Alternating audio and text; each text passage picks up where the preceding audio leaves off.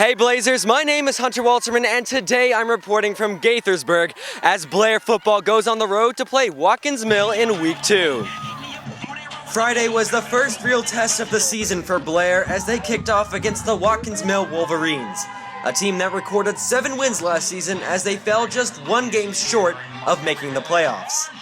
On their first possession of the game, the Wolverines marched down the field, scoring from 6 yards out as junior Bae Basia busted through the line to put Watkins Mill up 7-0. Next possession, it was Blair's turn on offense as the Blazers marched 80 yards down the field, but couldn't quite finish off the drive as they turned the ball over on 4th and goal on the 2-yard line.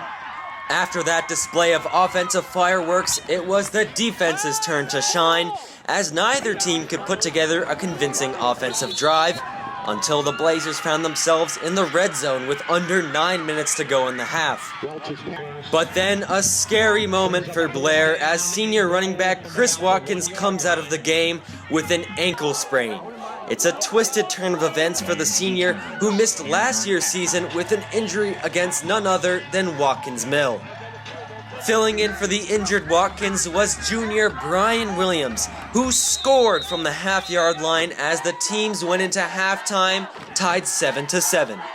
We jumped to the second half as special teams left its mark on the game for the second week in a row as senior Alex Zakori takes the second half kickoff to the house, putting the Blazers up 13-7 as they would miss the extra point attempt.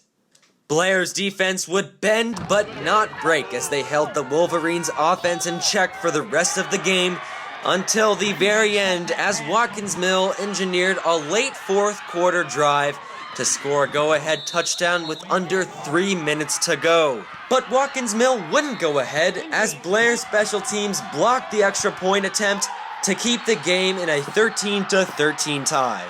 Blair then got the ball back with just under a minute on the clock as the Blazers sideline waited anxiously to see what the offense would do. But it didn't take long for them to find out as Brian Williams found his way through the line and scampered up the sideline for a 70-yard touchdown to put the Blazers on top 20-13. After Blair held on to win, I talked to Brian about his spectacular performance. So a really just incredible end to the game. You come off the bench to fill in for Chris Watkins, who went down in the first half. You break off what's like a 60-yard run to win the game. First of all, how do you feel? I feel amazing, bro. I feel just incredible. Just to beat a good team, well, maybe not that good, but it's just crazy. It's crazy. To fill in for someone so big like Chris Watkins was tough, but I made it work. Oh yeah! This is a Blair team with a massive chip on their shoulder.